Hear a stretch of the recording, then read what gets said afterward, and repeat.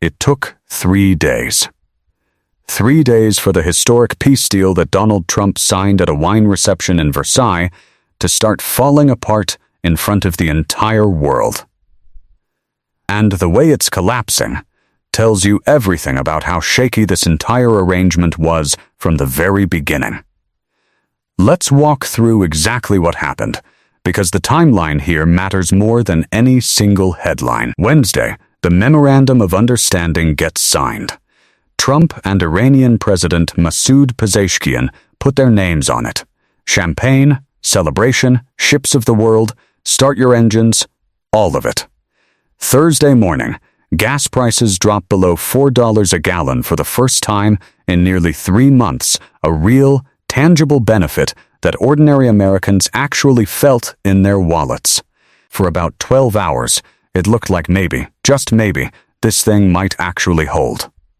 And then, Thursday night, Israel launched what Lebanese officials are calling the deadliest attack since this deal was signed. Israeli airstrikes hit southern Lebanon overnight. Lebanon's national news agency reported at least 18 people killed. Israel says 4 of its own soldiers were killed in the fighting, including a lieutenant colonel, with an explosive drone attack wounding 5 more. This is the same Israel that's supposed to be observing a ceasefire on all fronts, including Lebanon under the exact agreement Trump just signed. 18 civilians dead in Lebanon. 4 Israeli soldiers dead. All within roughly 48 hours of a deal that was supposed to stop exactly this kind of fighting. So what happened to the next phase of negotiations, the 60 days of technical talks that were supposed to nail down the hard parts of this deal, starting with Iran's nuclear program? They were supposed to begin Friday in Switzerland. J.D. Vance was supposed to lead the American delegation. He didn't go. The White House initially blamed logistical issues. But 2 regional officials, speaking to the Associated Press on condition of anonymity, told a different story entirely. Iran suspended the talks. Not Switzerland's airport. Not a scheduling conflict. Iran walked away from the table specifically because of the fighting in Lebanon and because of comments from Israeli Prime Minister Netanyahu that Iranian officials say directly violated the interim deal. Let that sink in. The country we just spent 3.5 months bombing pulled out of peace talks because they don't trust Israel, our closest ally in this entire conflict, to actually honor the agreement Trump signed on America's behalf. And here's where it gets almost unbelievable. For the first time since his father, the previous supreme leader, was killed on the first day of the joint U.S. Israeli strikes back in February. Iran's new supreme leader Mojtaba Khamenei issued a public statement, his first public words of the entire year. And what did he choose to say with that moment? He said Trump, quote, out of desperation, used all kinds of leverage to get this deal done. Desperation. That's the word Iran's most powerful religious and political authority chose to describe the President of the United States' motivation for ending this war. He went on to say Iran had accepted the terms, that there would be future in-person negotiations, but pointedly added that Tehran would not necessarily accept the broader peace deal Washington wants. Read between the lines there. Iran's supreme leader just told the entire world, in his very first public statement since this conflict began, that America didn't win this war, America got desperate enough to make concessions. And he's signaling that Iran isn't actually committed to whatever comes next. Now, to be fair, let's hear what Trump's side is saying, because there's real frustration on that end too.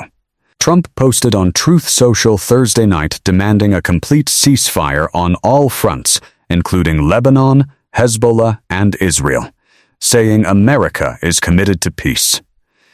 He's been facing bipartisan criticism back home over this entire deal, Republicans calling it a surrender, Democrats calling it incoherent, and his response, according to reporting, has been to lash out and call his critics fools. The President of the United States, 3 days after signing what he called a historic achievement, is already in a public shouting match with members of his own party while the actual deal disintegrates on the ground in Lebanon. Here's the part that should really make you angry as an American taxpayer and as someone whose family member might have served in this war. Israel's far-right national security minister already told us, days before this latest flare-up, that Trump's agreement does not bind us. We covered that. And now we're watching exactly what that sentence means in practice. Israel struck Lebanon hard enough to kill 18 people and lose 4 of their own soldiers, directly undermining a ceasefire Trump just put his name on. If America's closest regional ally won't even pretend to respect the agreement, what exactly was the point of signing it? And what was Vance's actual plan here? He told reporters earlier in the week that talks were expected to start this weekend, that he intended to personally travel to Switzerland, but that the situation could change because, in his words, Iran is not an easy country to get out of. That's the level of preparation and confidence we're working with a vice president publicly hedging on whether the lead negotiator for the other side can even physically make it to the meeting, days before the meeting was supposed to happen. This is not how stable, well-prepared diplomacy looks. Let's talk about the actual stakes here, because this isn't an abstract diplomatic squabble. The 60 days of technical talks that just got suspended were supposed to settle Iran's nuclear program, the actual core reason this war started in February. 60 days that haven't even started yet, 3 days after the deal got signed. Because the parties can't even agree on whether the ceasefire portion of the agreement is being honored. If they can't hold a ceasefire for 72 hours, what confidence should anyone have that they're going to successfully negotiate the future of Iran's nuclear capability over the next 2 months? Here's what gives me hope this still might matter, and I want to be fair about it. Gas prices did actually drop below $4 a gallon Thursday morning, the lowest in nearly 3 months. That's real money back in real American pockets, even if it's temporary. If the Strait of Hormuz genuinely does stay open and oil keeps flowing, that's a tangible benefit, regardless of how messy the broader diplomacy gets. Peace, even partial and fragile peace, is still better than active war. I'm not going to pretend otherwise. But let's not confuse, gas got a little cheaper for a few days with this war is actually over. 18 people in Lebanon are dead since this deal was signed. 4 Israeli soldiers are dead since this deal was signed. Iran's supreme leader is publicly mocking the American president's motivations in his first statement of the year. The vice president's plane never left the runway. And the actual hard negotiations over Iran's nuclear program, the entire reason 13 American soldiers died in the first place, haven't even started. You deserve a government that's straight with you about what's actually happening here, instead of victory laps that fall apart within 72 hours. You deserve a foreign policy that doesn't depend on hoping Israel and Iran both decide to behave on the same news cycle. And you deserve leadership that responds to legitimate bipartisan criticism with actual answers, instead of calling people fools while the agreement they're defending is actively unraveling in real time. 13 American families lost someone in this war already. The least this administration owes them owes all of us is honesty about whether what was signed in Versailles is actually holding, or whether we're watching the early stages of round 2. Watch what happens this weekend. Watch whether Vance's flight actually takes off. Watch whether Israel pulls back in Lebanon or escalates further.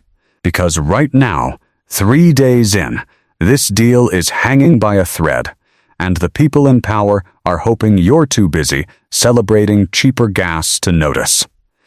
If you think Americans deserve the truth about how fragile this peace actually is, share this video.